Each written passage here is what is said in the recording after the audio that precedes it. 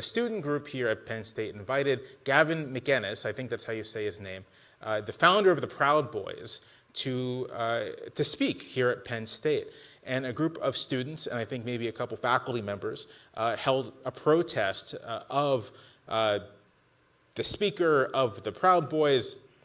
There was some violence as a result of someone, I think my understanding is someone associated with McInnes, but maybe not, pepper sprayed some protesters. And in order to head off further incidents, the administration canceled the talk, but then also admonished the protesters for, I think, depriving the community of an opportunity to hear discourse and dialogue and so on and so forth. Sort of a defeat for free speech, you might say. And I'm familiar with this exact dispute because it's roughly how things went down in Charlottesville, at least previous to Unite the Right, that these groups, and the Proud Boys, I believe, are one of them, Proud Boy-like groups, came to Charlottesville prior. They applied for permits to use public space to do their demonstration. And there was a big citywide debate over whether the city should grant those permits. The Charlottesville ACLU said that they should. A number of elected officials said that they should, saying in essence that our commitment to free expression means we can't just deny this space to these people because we disagree with their message. The Charlottesvillians who disagreed said roughly that we also believe in free speech and free expression, but we do not think that these people are coming here for discourse and dialogue and free expression. They're coming here to intimidate us, and they're coming here to express their view that our political community is illegitimate and should not be respected. And that there's no requirement, if the goal of allowing these sorts of demonstrations is to provide some sort of forum for expression within the context of a democratic culture and a democratic society, there's no reason to give that space to people who are actively opposed and interested in undermining that community and that form of expression. That it's not exactly a heckler's veto, but it's also not good faith speech. It's something different. And I think this is all relevant for thinking about not just the incident here, but these sorts of incidents broadly. I think the general assumption about free speech is that it is something that we value for its own sake, that free speech, it's freedom of expression is codified in the Constitution, freedom of the press, which is really kind of a subset of freedom of speech. These things are constitutionally protected by case law, protected by law, like ordinary legislation, because they are intrinsic goods. They're something that we value because they are valuable. And that's true. They are something that we value because they are valuable. But free speech and free expression and freedom of the press are also instrumental. And what I mean is that free speech exists as much to shape and structure what democratic society is as it is a way for people to express themselves. Free speech is almost like a technology that we developed to enable democratic society to even function. There's a great quote from Alexis de Tocqueville, which I feel like I read Democracy in America a long time ago. I return to it all the time. Still feels a bit cliche too, but even though the guy was only here for like 3 months in 1831, he was remarkably perceptive. May I have that level of perception someday in my life. But Tocqueville, writing about freedom of the press, but talking about freedom of the press as a subset of freedom of expression, wrote that the independence of the press is the capital and, so to speak, constituent element of liberty. For Tocqueville,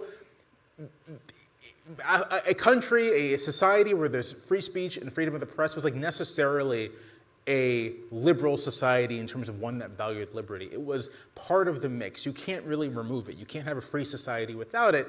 And on the same side, it's part of what you reinforce and part of what you support to help build that society and help inculcate the values of that society in its citizens. That part of why we protect freedom of speech is because through our free expression, through encountering each other's speech as relative equals, through encountering each other as relative political equals, we kind of cultivate the forms of recognition and the forms of knowing and the forms of identification with each other that make democratic society even possible.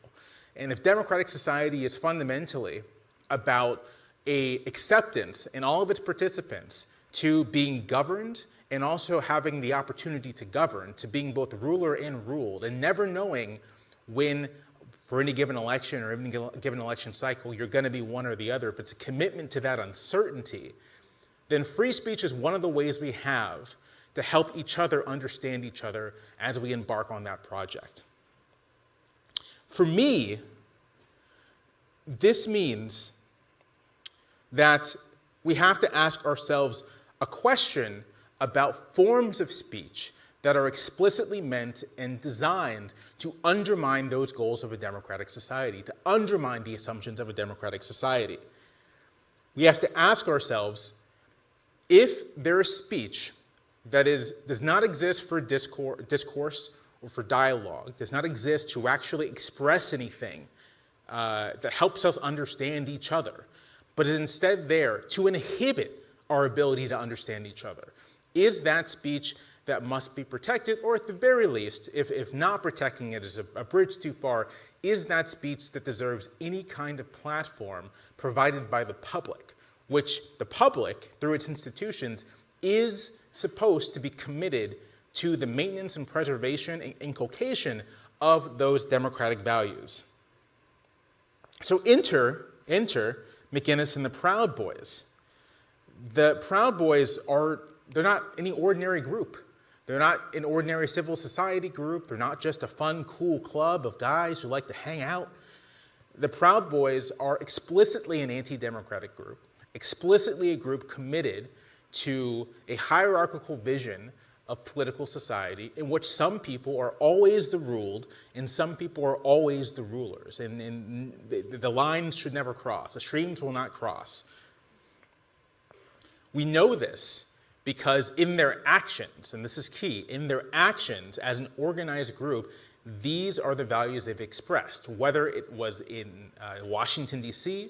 on January 6th, where Proud Boys played a starring role in trying to subvert the processes, the ordinary processes of electoral democracy, whether it was in Charlottesville, where the Proud Boys and Proud Boy adjacent groups were there to cause havoc and chaos to the point of killing a young woman in the middle of the town, whether it's in any of the number of places where we've seen Proud Boy or Proud Boy adjacent groups show up and intimidate people, simply exercising their rights to assemble, to gather, to do whatnot, we see that this is an organization, this is a group, this is an ethos that is fundamentally opposed to the basic democratic values that we take for granted in this country.